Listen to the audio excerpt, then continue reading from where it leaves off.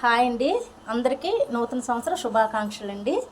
అందరూ ఆయుర ఆరోగ్యాలతోటి సిరి సంపదలతో తొలతూగాలని నా మనస్ఫూర్తిగా నేను కోరుకుంటున్నానండి. నేను నా స్టైల్లో ఉగాది పచ్చడి ఎలా చేస్తానో మీకు నేను చూపిస్తున్నాను.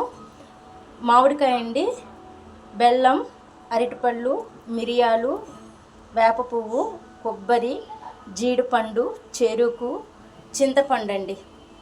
ఇవన్నీ కూడా కలిపి చేస్తానండి. చాలా బాగుంటుంది. నేను చేసే విధానం కూడా మీకు నేను చూపిస్తాను. ఇవన్నీ కూడా తురుముతానండి. ముక్కలు చేస్తానండి. తురుమును చిన్న ముక్కలు కట్ చేసి చేస్తానండి. చేసి మీకు నేను చూపిస్తానండి. ఇగోండి ఉగాది పచ్చడికి సరిపడే ఉప్పు కూడా అండి. మామిడికాయ చూపించాను, జీడిపండు చూపించాను, మీకు చెరుకు చూపించాను, కొబ్బరి ముక్క చూపించాను, కొబ్బరికాయ చూపించాను, బెల్లం, మిరియాలు, చింతపండు, వేప పువ్వు.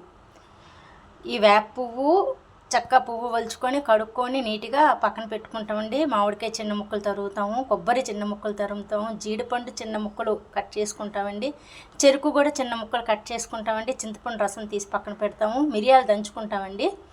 ఇవన్నీ కూడా కలుపుకొని చక్కగాను ఇగోండి ఈ రకంగా మనం తయారు చేసుకోవాలండి. ఉగాది పచ్చడి చాలా బాగుంటుందండి. చాలా బాగుంటుంది టేస్ట్.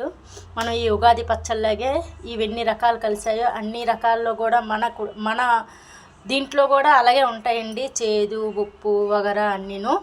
అలాగే మన జీవితం కూడా 3 పూలు 6 కాయలుగా వీక్షించాలని, సిరి సంపదలతో తొలతోగాలని, ఆయుర ఆరోగ్యాలతో ఉండాలని నేను ఆ దేవుణ్ణి మనస్ఫూర్తిగా కోరుకుంటున్నానండి. ఉంటానండి. బాయ్.